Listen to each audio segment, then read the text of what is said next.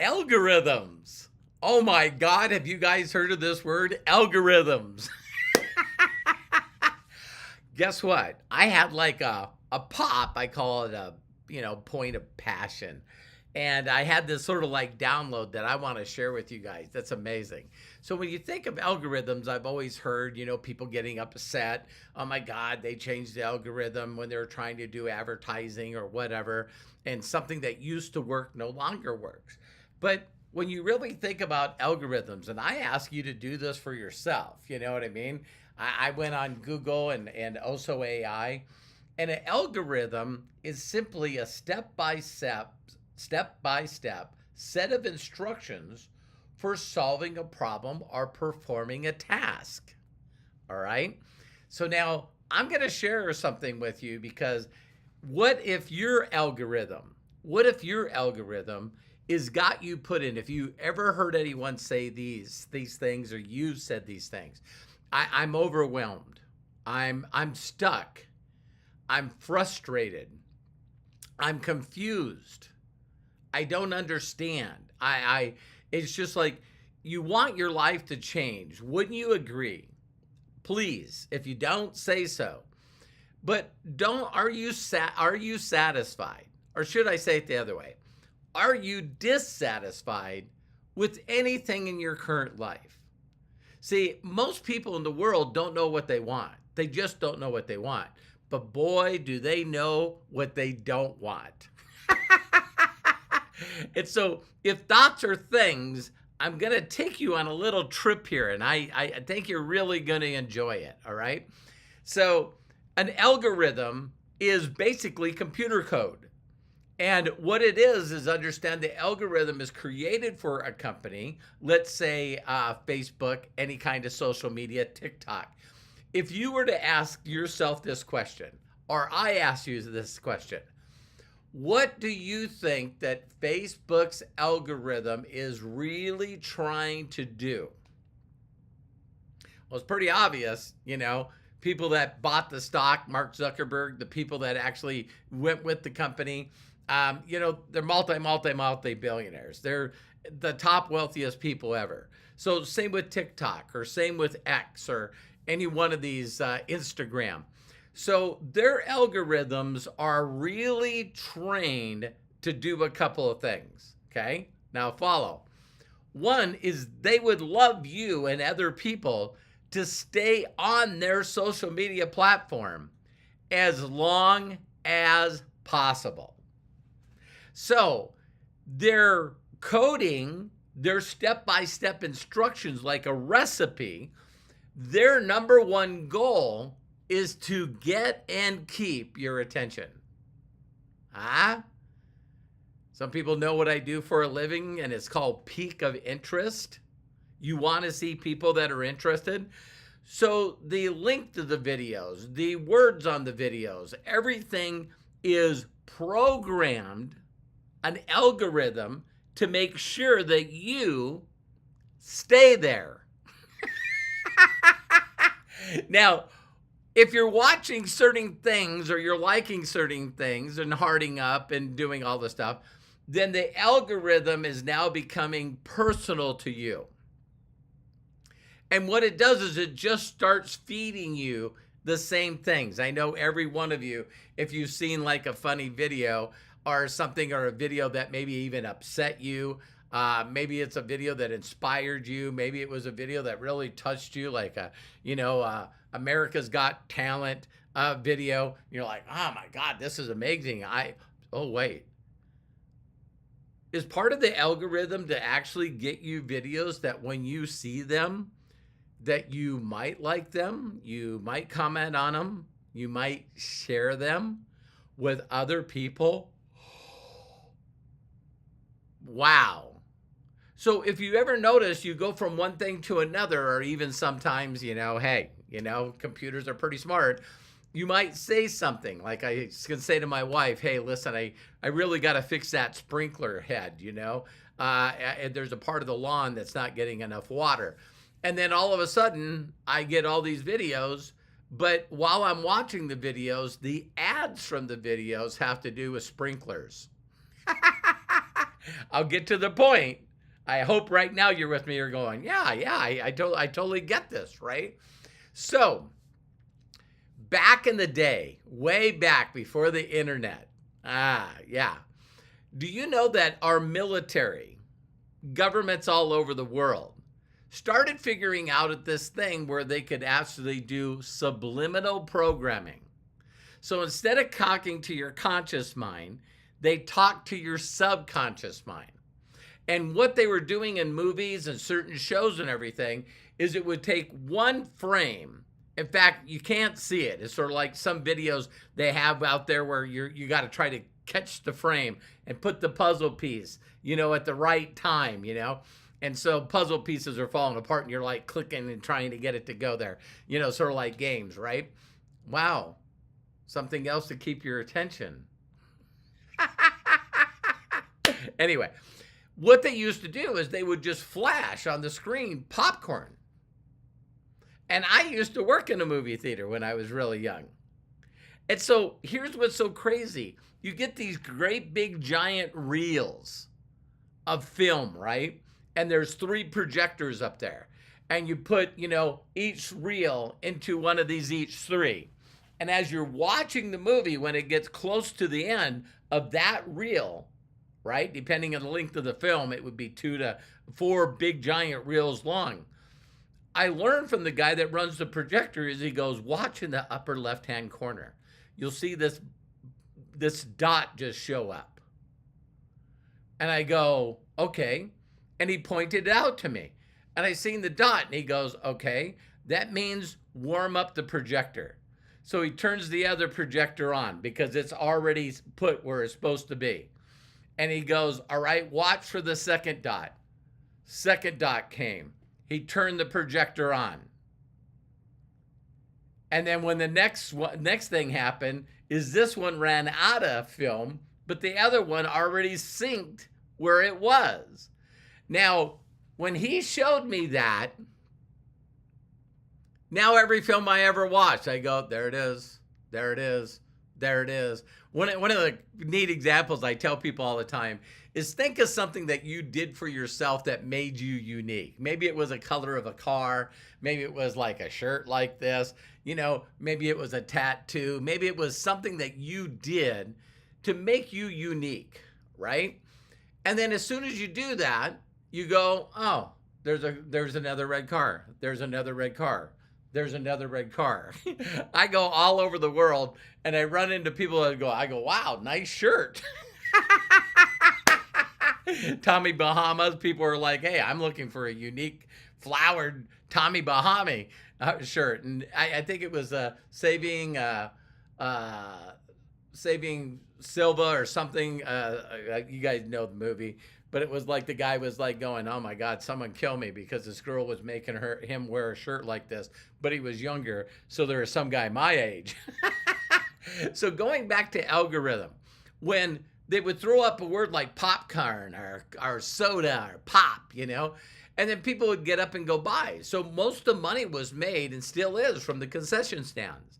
Now, when the government found out that people were doing this subliminal things for people, they made them quit. They told them, you got to stop. Can't do that anymore. You can't. So wait a minute. The government figured it out, and then other advertisings and companies started using it. But everyone here says it doesn't work for me. Robert, I think you're out there. Sometimes you talk about some of the craziest stuff. Okay, so if I went plop, plop, fizz, fizz, da, da, da, da, da. I'm loving it. Oh, what a relief it is. Yeah, it's like there's these things. It's the real thing in the back of my mind. Something I gotta find. Coca-Cola, right? So if they're not doing it with their eyes, they're doing it in other ways. Noises. Da-dink, da-dink. Oh, isn't that like the Intel commercial? So there's all these things that we keep saying that we're not programmed, that we're not following this algorithm, that we have 100% control over our mind and our emotions. But yet, when we come to being dissatisfied in any one area of our life, we keep telling ourselves, we feel guilty, we procrastinate, we feel shame. We tell ourselves it's easy. They say, listen, all you got to do is find interested people and then put them in front of the information. They'll make the decision, yes, no. So if I can just constantly do this, then I will find interested people. And so you think of ways to build like a YouTube channel or build influence, to make not only money for yourself, but leverage where you have freedom. And so when I got introduced to this stuff 38 years ago, I was going, wait a minute. Are you telling me I can make $1 million plus a year by connecting other people that are interested in the product or service? And when they buy it from the company that I send them affiliate to, that I could just, so when I seen YouTube and the internet, I'm like going, wow, did you guys know that Mr. Beast just became a billionaire? A YouTube person became a billionaire. Now, I know we throw billion around like it's nothing, right? But did you guys know that if we counted $1 for every second, $1 for every second, that $1 million is like 11 days? 11 days. If we counted a second for every dollar and we went to $1 billion, I believe it's 31 years. 11 days, 31 years. So for someone to be a billionaire and have hundreds of billions of views on his YouTube channel, and now he's financially a billionaire and one of the youngest, I'm not saying that you have to do things like this. I'm just saying that having money come in to take care of you and your family and doing the things you love, plus using that money to make great choices and do incredible things that I've always loved and want to do with my family and continue. Plus, it allows me to help out other people. And so when I first was plugged into this and went, wow, instead of going to work, I could actually just introduce things like this, wisdom, ideas, concepts.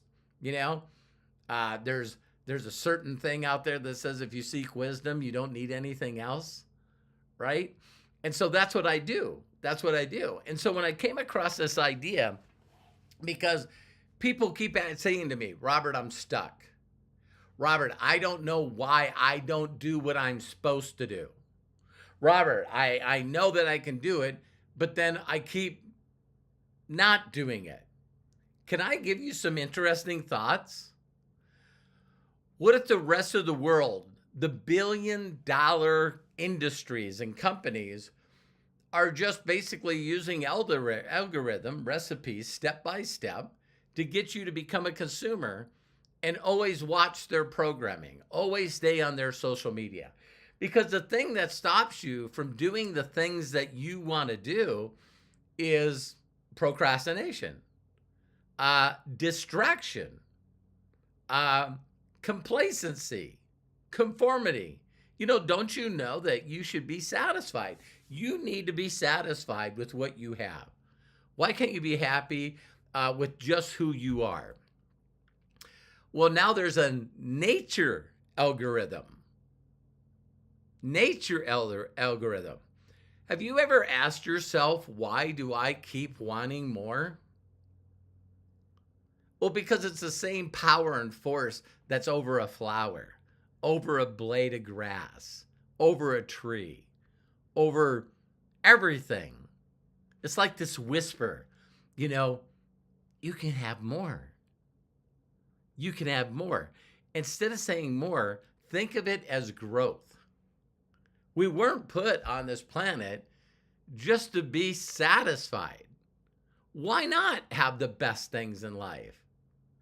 See, there's so many people out there that thoughts are things, and when they think of something and they create it, and it's an incredible experience that you and your family, will take your breath away, like traveling to a country or going on a ride or zip lining or bungee jumping or parachuting or driving a race car, driving a drag car, flying private, you know, just on and on and on, experiencing this incredible food. I mean, there's some chefs all over the world, and they get to cook the best meals with the most freshest stuff, right?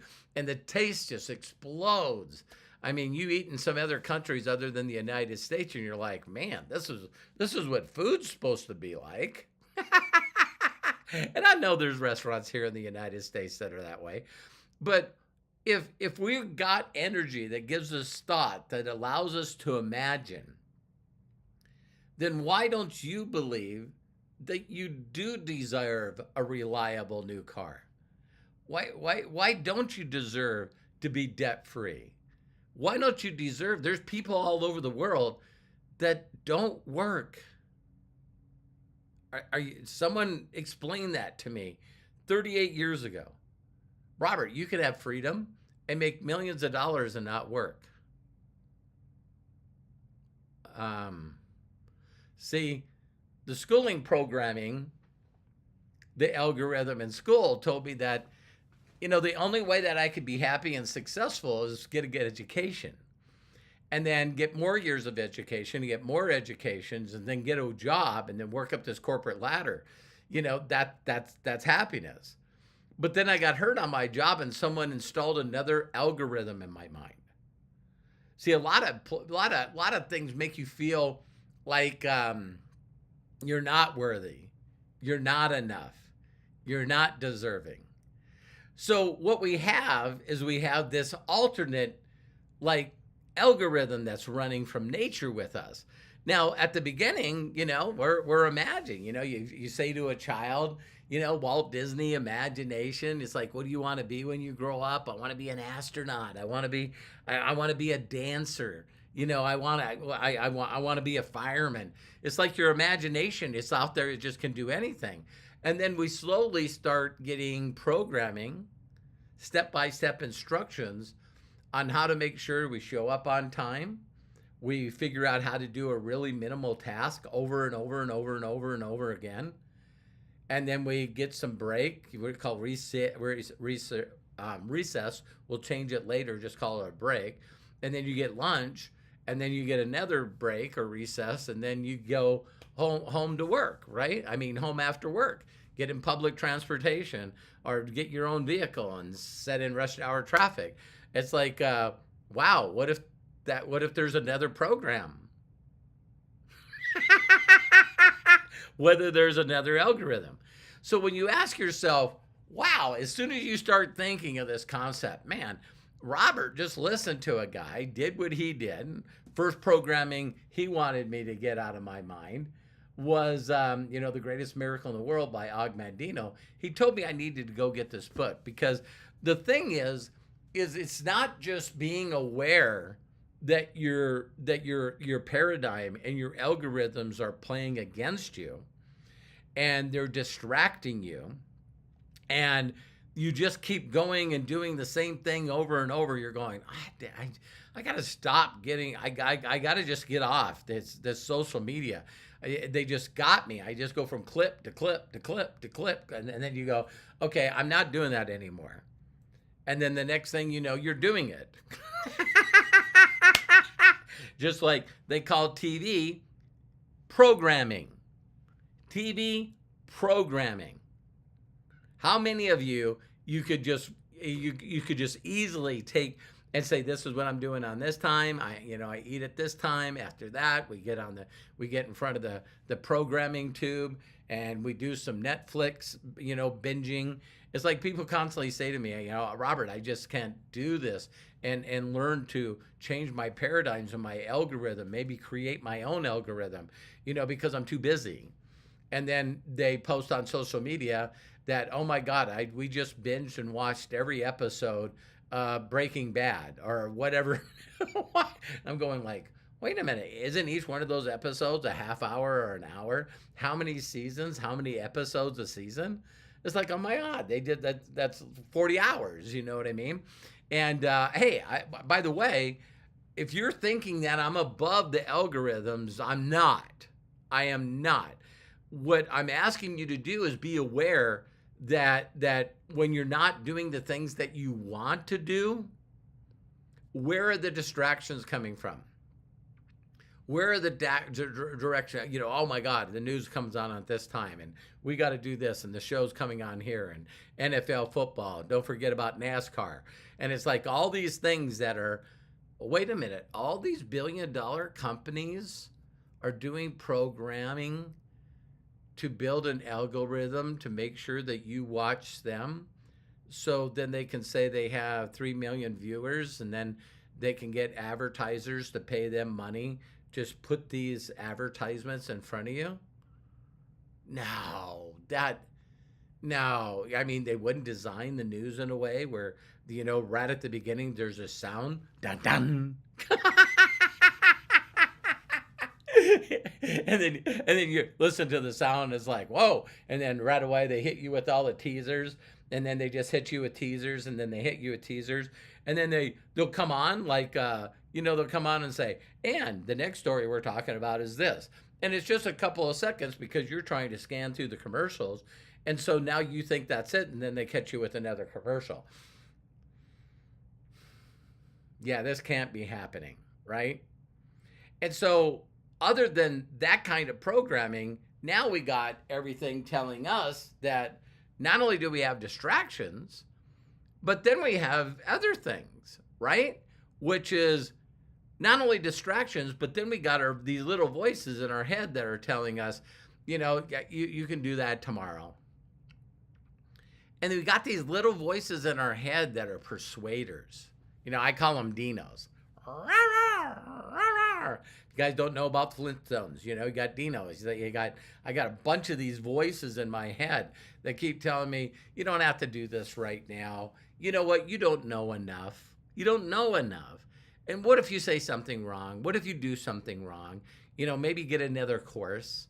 Maybe hire another coach. Maybe read another book. Maybe go to another live training. It's like I just don't know enough. I sure don't want to mess this up. So you buy course after course after course. Again, why would you buy a course? Why would you buy a piece of exercise equipment? Why would you buy another diet? Why would you grab these things and stick you with a pen? Oh, the natural algorithm or programming that wants us to grow, wants us to be better, wants us to have a better life, more happiness, more fulfillment. So there's this constant thing where, we should be satisfied, but we're dissatisfied. And I think that's good. I really think that's good. Fighting that. I know people that have tried to master the art of doing as little as possible for as long as they can, and never traveling and never really spending any time with their families, and just seeing how lazy they can be and do the bare minimum. That's not for me. That's not for me. I know people like that, and that's just not me. So when I know that the algorithm kicks in, so I say, okay, I'm done. I'm doing this. I am doing this. And then I start realizing algorithms, and, some people in the old days like me used to call them habits. Now they call them loops, right? You keep doing this same loop over and over and over. And I'm just saying, what if there was a bunch of people out there that are a lot smarter than me, maybe even you, that their number one thing in life is learning advertising, personality traits, communication skills, understanding, what kind of sign you are, when's your birthday. And they got all this data on you, this incredible data of watching you click on social media and sending out emails and doing all kinds of things. So they probably know what you like and what you don't like. And they just keep putting this stuff in front of you. And then all of a sudden, it's like they show these commercials. Are you tired? Are you fatigued? Do you have short memory?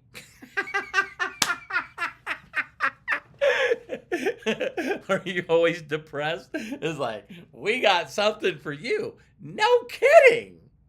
No kidding. So now, might be on all kinds of substances, you know what I mean, to try to, get that feeling. And we now are just a giant consuming thing that stays distracted, and we can't seem to break that paradigm or break that habit or that algorithm. Huh?